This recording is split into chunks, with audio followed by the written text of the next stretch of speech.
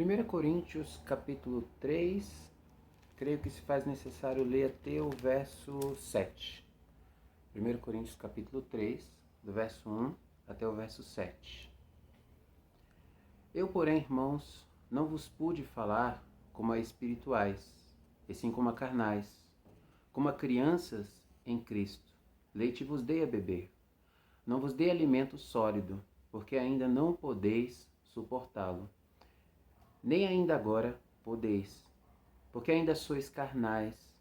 Porquanto, havendo entre vós ciúmes e contendas, não é assim que sois carnais e andais segundo o homem?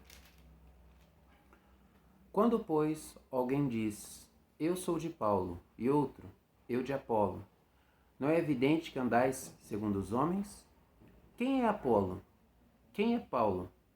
Servos, por meio de quem crestes, e isto conforme o Senhor concedeu a cada um. Eu plantei, Apolo regou, mas o crescimento veio de Deus. De modo que nem o que planta é alguma coisa, nem o que rega, mas Deus que dá o crescimento. A ênfase dessa pequena reflexão vai ser do verso 5 ao verso 7. Mas creio que se fez necessário ler do verso 1, por quê? Infelizmente, a igreja tem se dividido por conta de conceitos que o apóstolo aqui vai afirmar que são conceitos carnais, que é optar por escolher um servo em detrimento de outro, se vangloriar porque foi aproximado de Deus através de uma pessoa que semeou em detrimento de outra. E Paulo ele fala que isso é uma disposição carnal. Exemplo, a grande briga entre Calvino e Armínio. Eu sou de Armínio, eu sou de Calvino. Usando o mesmo critério que Paulo usou aqui, crendo que foram homens que não fizeram nada além de semear a palavra de Deus, pois é Deus que dá o crescimento. Calvino nunca salvou ninguém, assim como Armínio também nunca salvou ninguém. A responsabilidade de cada um, segundo o que Deus propôs a cada um, foi semear. Então eles vão receber o galardão segundo o que eles semearam. Mas nenhum se destacou, digamos assim, em detrimento de outro, fazendo algo além daquilo que a graça de Deus concedeu. Então, achei necessário tocar nesse ponto chato, que acaba trazendo uma divisão à igreja, e devia haver uma preocupação nisso, né? Todos aqueles que são pastores, que são referências e gostam de levantar esse debate, de fazer seminários com esse debate, né? E acabam muitas vezes descreditando o irmão como crente, porque ele creu em A e o outro crê em B. Entender que o próprio Jesus declarou que um reino dividido não pode subsistir. Então, se você opta por crer segundo o que Calvino ensinou, ou crer segundo o que Armínio ensinou, que isso não venha fazer divisão à igreja, ou você não venha se achar mais crente que outro, né? Bom, mas a questão aqui é a nossa responsabilidade. Somos chamados, cada crente é chamado para pregar o ID, né? E a nossa responsabilidade é semear. Não sabemos qual tipo de terra a semente foi semeada. Se essa terra é uma terra boa, ou se é uma terra pedregosa, ou se é uma terra cheia de espinhos, ou se é uma terra agradável, e essa terra ela vai frutificar 60 e a 100 por 1. Não sabemos. E a responsabilidade de fazer com que essa semente, que é a palavra de Deus, dê fruto, é do próprio Deus. É entre Deus e o coração do homem. O homem ele pode endurecer o coração e não escutar a voz do Espírito, ou ele pode dispor o coração e Deus transformar aquele coração de modo que essa semente dê fruto. A responsabilidade do crente é semear, né? Mas, semear o quê? Quando Deus ele nos outorga uma responsabilidade como servos, ele deixa tudo bem claro, né? Ele deixa tudo bem fixado para que não venhamos a corromper a vontade dele. Então, quando semeamos, a Bíblia diz em 1 Pedro capítulo 4, verso 11, que aqueles que falam, eles devem falar de acordo com os oráculos de Deus. E o próprio Paulo, no capítulo 2, eu estava olhando aqui, até me surpreendi, Paulo, ele fala de ele pregar o evangelho não com sabedoria humana, ele fala que se ele introduzisse sabedoria humana, ele corria o risco de anular a cruz de Cristo, né? O verso 17 do capítulo 2, ele diz assim: porque não me enviou Cristo para batizar, mas para pregar o evangelho, não com sabedoria de palavra, para que se não anule a cruz de Cristo, né? Ele, falando a respeito do evangelho que ele prega, no primeiro verso do capítulo 2 de 1 Coríntios, ele vai falar assim: eu, irmãos, não fui ter convosco, anunciando-vos. Ele fala: eu, irmão, quando fui ter convosco, anunciando-vos o testemunho de Deus, não o fiz com ostentação de linguagem ou de sabedoria. E o testemunho de Deus é muito importante, porque, infelizmente, eu sinto pesar no coração ao lembrar, eu conheci evangelistas que não sabiam o que era o evangelho. Evangelistas ungidos, né, pelos seus pastores, pelos seus líderes, que eles não sabiam o que era o evangelho. E o evangelho, ele é uma mensagem objetiva, né, e não traz margem para qualquer acréscimo. Paulo, ele vai, 1 Coríntios capítulo 15, ele vai nos explicar o que é o evangelho. Ele falando do evangelho, no capítulo 2 que eu já citei, ele cita do testemunho de Deus, ele anunciou o testemunho de Deus. Ou seja, quando você se dispõe aí para as escrituras e busca saber o que é o evangelho, você vai chegar à conclusão que o evangelho é a boa notícia de que na vida, na morte e na ressurreição de Jesus, se cumpre o testemunho que Deus deu a respeito do Messias, do ungido, provando que Jesus é o Cristo. Várias vezes você vai ver Paulo arrazoando com os judeus nas sinagogas, pegando os escritos deles, ou seja, o que a gente conhece como Velho Testamento, e provando que Jesus era o Cristo. Então, 1 Coríntios capítulo 15, ele vai falar o evangelho que ele pregou. Ele fala: irmãos, venham lembrar-vos, verso 1, irmãos, venham lembrar-vos o evangelho que vos anunciei, o qual recebestes e no qual ainda perseverais. Por ele também sois salvos, se retiverdes a palavra tal como vô-la preguei, a menos que tenhais crido em vão. Antes de tudo vos entreguei o que também recebi, que Cristo morreu pelos nossos pecados, segundo as Escrituras, e foi sepultado e ressuscitou ao terceiro dia, segundo as Escrituras. Então, quando a Bíblia fala de evangelho, e eu vou olhar aqui outros textos, Atos capítulo 3 também, do verso 13 ao 19, quando a Bíblia fala a respeito de boa notícia, ela é muito específica no que ela está dizendo. Porque Deus não é um Deus de confusão. E a Bíblia fala que o evangelho é o poder de Deus para a salvação de todo aquele que crê. O próprio Paulo fala, se você não retiver, o texto que foi lido, se vocês não retiverdes a palavra tal como vô-la preguei, vocês estão crendo em vão. Então o evangelho não traz margem para interpretação. Ele é bem específico, tá? Atos capítulo 3, verso 13. Olha o que a Bíblia vai declarar. Atos capítulo 3,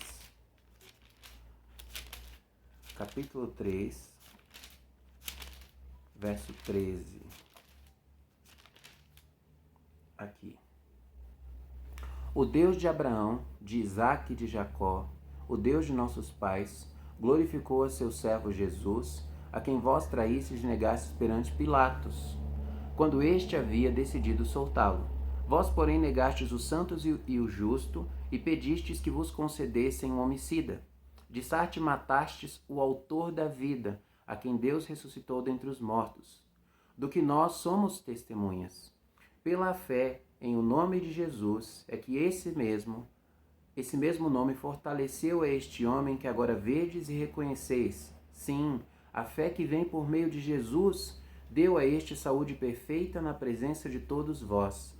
E agora, irmãos, eu sei que os fizestes por ignorância, como também as vossas autoridades. Mas Deus assim cumpriu o que dantes anunciara por boca de todos os profetas, que o seu Cristo havia de padecer. Arrependei-vos, pois, e convertei-vos, para serem cancelados os vossos pecados.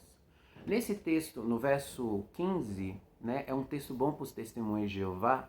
Por quê? Porque eles não creem que Jesus é Deus, e o próprio texto vai falar que eles matou o autor da vida. Se Jesus é o autor da vida, ele não pode ser criado. Ele não pode ter uma origem. Ele precisa ser eterno, pois para que a partir dele haja vida, Então ele só pode ser Deus. Um dentre muitos textos. Então aqui está afirmando novamente que o Pedro aqui falando que os que eles estão anunciando foi o que Deus prometeu por boca de todos os seus profetas, tá? Atos 26. Não, Romanos, primeiro vamos para Romanos.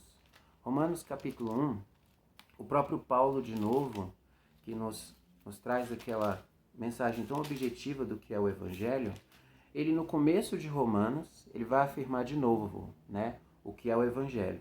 Ele vai lá e fala, verso 1, Paulo, servo de Jesus Cristo, chamado para ser apóstolo, separado para o Evangelho de Deus, o qual foi por Deus, outrora prometido por intermédio de seus profetas, nas sagradas Escrituras, com respeito a seu filho, o qual, segundo a carne, veio da descendência de Davi, e foi designado Filho de Deus com poder, segundo o Espírito de santificação, pelo Espírito de santidade, pela ressurreição dos mortos, a saber, Jesus Cristo, nosso Senhor.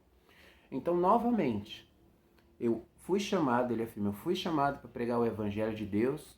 Qual é o Evangelho de Deus? O qual foi prometido outrora por Deus através de seus santos profetas a respeito de Jesus Cristo. Ele tinha de vir da descendência de Davi e ele precisava vir também da descendência de Abraão, tá? Atos capítulo 26, do verso 19 ao 29. 26, do 19 ao 29.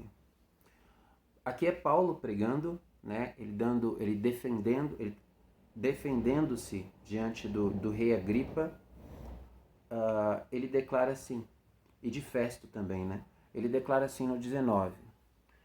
Pelo que, ó rei Agripa, não fui desobediente à visão celestial, mas anunciei primeiramente aos de Damasco e em Jerusalém, por toda a região da Judéia e aos gentios, que se arrependessem e se convertessem a Deus, praticando obras dignas de arrependimento.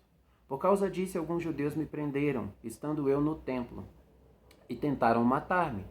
Mas, alcançando o socorro de Deus, permaneço até o dia de hoje, dando testemunho tanto a pequenos como a grandes, nada dizendo, senão o que os profetas e Moisés disseram haver de acontecer, isto é, que o Cristo devia padecer, e sendo o primeiro da ressurreição dos mortos, anunciaria luz ao povo e aos gentios. Dizendo ele estas coisas em sua defesa, Festo interrompeu em alta voz. Estás louco, Paulo? As muitas letras te fazem delirar? Paulo, porém, respondeu, não estou louco, ó excelentíssimo Festo. Pelo contrário, digo palavras de verdade e de bom senso, porque tudo isso é do conhecimento do rei, a quem me dirijo com franqueza, pois estou persuadido de que nenhuma destas coisas lhe é oculta, porquanto nada se passou em algum lugar escondido. Acreditas, ó rei Agripa, nos profetas? Bem sei que acreditas. Então Agripa se dirigiu a Paulo e disse, por pouco me persuades a me fazer cristão. Paulo respondeu, assim Deus permitisse que, por pouco ou por muito, não apenas tu, ó rei, porém todos que hoje me ouvem se tornassem tais como eu, tais qual eu sou, exceto estas cadeias. Então, novamente, quando a Bíblia fala de evangelho, da boa notícia, o que é? Deus, por intermédio dos profetas e de Moisés, ele foi trazendo predições a respeito do seu Cristo, que ele vai dar predições, ele vai nascer numa virgem, ele vai ser descendente de Davi, ele vai ser descendente de Abraão, ele vai fazer milagres, está em Isaías 61, ele vai, os que estão com ele vão abandonar, né? Ferirei o pastor e as ovelhas se dispersarão. Um dentre os que comiam à mesa com ele irá traí-lo. Daniel prediz exatamente o momento em que Jesus aparece. Há predições também que ele iria aparecer e ia ser aceito como rei montado num jumento. Então tem todas essas predições que anunciam a vinda, que são um testemunho a respeito do Cristo. O evangelho eu olho para o testemunho, eu olho para predições que foram feitas até 1000 anos antes. Se você ler o Salmo 22, né, vai dizer como o Cristo ia padecer, que ele ia ter a mão e os pés traspassados, que as vestes deles iam ser repartidas. Então eu olho para todas essas predições e alimento no coração a esperança do Salvador, né? O povo de Israel, quando, exemplo, Pedro e André eram discípulos de João Batista. Quando João Batista diz, eis o Cordeiro de Deus que tira o pecado do mundo, eles abandonam João Batista e vão atrás do Cristo. Por quê? Porque eles tinham lido em Isaías que João Batista, a voz que clama no deserto, ia ser aquele que ia preparar o caminho para o Senhor, para quem de fato eles aguardavam. Então eles se tornaram discípulos de João Batista, foram batizados no batismo de arrependimento de João Batista. Só que quando aquele que João Batista dava testemunho, aquele que ele fala, convém que ele cresça e eu diminua, quando ele surgiu e João Batista olha, eis o Cordeiro de Deus que tira o pecado do mundo, eles lembraram que Abraão falou. Abraão mesmo fala para Isaac, quando Isaac pergunta, pai, a gente tem o fogo e a gente tem a lenha, mas cadê o cordeiro? Ele fala, Deus proverá para si um cordeiro. E se tornou um dito de que naquele monte Deus ia prover um cordeiro para si. No Monte Moriá, que é exatamente o monte onde ali, né, naquela região é construído o templo, em Jerusalém, que é exatamente ali onde Jesus é crucificado. Onde Deus ele proveu para si mesmo o sacrifício que tiraria o pecado do mundo. Então, André e Pedro, né? André primeiro e depois Pedro, eles abandonam. André era discípulo de João, depois ele encontra Pedro. E eles abandonam tudo que eles estão fazendo e vão atrás de Jesus. Por quê? Porque eles tinham no coração um testemunho que Deus havia dado pela boca de Moisés e os profetas a respeito do Cristo. Por que isso é importante? Porque é o Evangelho, é o poder de Deus para a salvação. O Evangelho não é venha para Jesus e Jesus ele vai te livrar do vício, Jesus ele vai te dar casa, Jesus ele vai te dar esposa, etc. Não. Jesus ele pode acrescentar todas essas coisas, mas a boa notícia é que Jesus é o Cristo. E por ele ser o Cristo, ele é julgado em nosso lugar. A Bíblia fala que Deus fez daquele que não tinha pecado o próprio pecado para que nele nos tornássemos justiça de Deus. Então, quando cremos em Jesus Cristo, somos cobertos pelo seu sangue, pela sua vida, pela sua justiça e somos aceitos por Deus. E o fato de sabermos o que é o Evangelho, alimentarmos o nosso coração com o que é o Evangelho, faz com que tenhamos uma fé sólida. Nenhum falso profeta que surgiu, né, ele tem o testemunho de Deus. Somente Jesus tem o testemunho de Deus. Aí você me pergunta, mas pode ser que depois de Cristo escreveram todas essas predições. Mas a gente tem inúmeras provas. Exemplo, a Septuaginta, ela é aceita como a tradução grega do Velho Testamento, que Ptolomeu, pelo que está na minha cabeça, acho que é Ptolomeu Sóster, né? Ele pede essa tradução para colocar na Biblioteca de Alexandria. Então, essa tradução, ela é aceita como pelo menos 200 anos antes do nascimento de Jesus Cristo. E nessa tradução tem Isaías, que é um dos profetas mais messiânicos, que mais trouxe predições a respeito do Messias. E tem todos os livros, tem Moisés, que fala: Deus levantará um profeta semelhante a mim, a ele vocês devem ouvir. Tem todas essas predições a respeito do Cristo. Então, eu tendo essa base sólida, a minha fé é mais firme. Quando por falta de sabedoria, né, que a gente vai crescendo em graça, em sabedoria, dia após dia, quando por falta de sabedoria eu fico meio que inquieto com algum profeta, algum falso profeta, alguma falsa religião, eu lembro que o único que tem o testemunho de Deus de que é o Salvador é Jesus Cristo.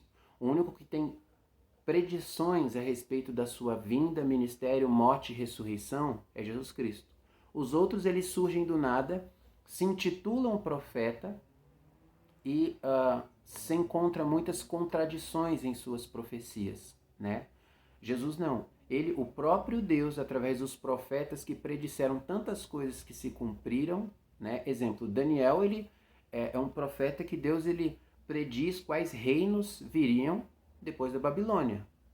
Ele traz essa predição, tanto que os céticos tentam de alguma forma e nunca conseguiram descreditar o Daniel no tempo que ele viveu, né? Colocar ele em outro período para poder desconstruir a veracidade daquelas profecias. Então que nós, como crentes, que a gente busque alimentar o coração com essa fé sólida e que a gente venha de fato a pregar o Evangelho. Não chegar para a pessoa e falar: Deus ele vai te tirar da bebida, Deus vai fazer isso, etc. Sim, Deus ele tem poder para fazer isso. Quando a gente é selado com o Espírito Santo, há uma transformação moral, mas o Evangelho não é isso. Se eu falo isso para uma pessoa e ela acontece um acidente segundos depois e ela morre e ela não ouviu o Evangelho de fato, ela vai ser condenada. Porque o poder de Deus para a salvação de todo aquele que crê é o Evangelho. E mais uma vez, Paulo fala que ele salva, mas a gente precisa reter a mensagem como recebemos. Então, que não venhamos a corromper a mensagem para alcançar pessoas. Pois quem alcança o coração de pessoas, de fato, é Deus. Quem muda é Deus. Somos só semeadores. E mais uma vez citando o texto de Pedro. 1 Pedro capítulo 4, verso 11. Aquele que fala, que ele fale de acordo com os oráculos de Deus.